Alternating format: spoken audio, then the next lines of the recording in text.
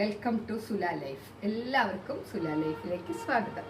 ഇന്ന് സൺഡേ ഇതുണ്ടല്ലോ, കുറേ നാളായി പോർക്ക് മേടിക്കണം എന്ന് പറഞ്ഞിരിക്കണം. അപ്പോൾ ചോദിച്ചൊന്ന് പോർക്കും കൊള്ളിയും കൂടി വെക്കുക കേട്ടോ.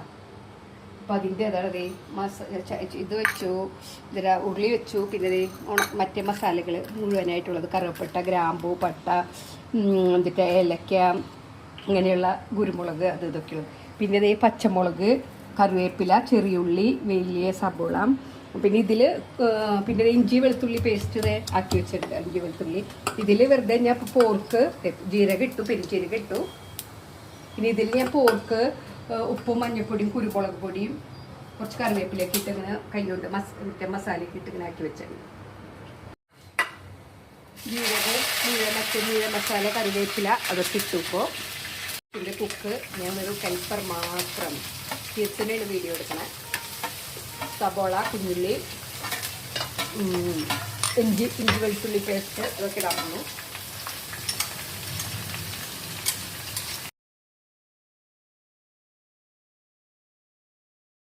അത് മല്ലിപ്പൊടി, കാശ്മീരി ചില്ലി, ഗരം മസാല, കുരുമുളക് പൊടി, മഞ്ഞൾപ്പൊടി ഇതൊക്കെ മറ്റേതിൽ ഇട്ടിട്ടുണ്ടായി. ഞാൻ കുക്കറിൽ വേവിച്ചപ്പോൾ അത് ഇതെല്ലാം കൂടി ഇടുക. സബോള ഉള്ളിലേക്കൊന്ന് വഴങ്ങി കഴിഞ്ഞപ്പോൾ ഇതിട്ട് നന്നായിട്ടൊന്ന് ഇളക്കാം.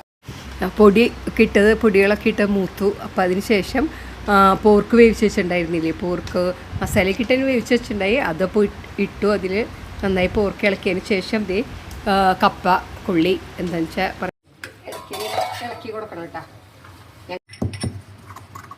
ചെയ്യാൻ പോവാം.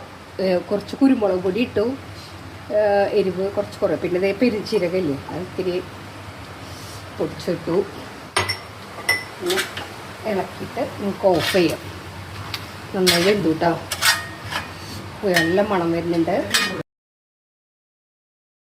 അങ്ങനെ പോർക്കും കപ്പയും റെഡി ആയിട്ടാണ്.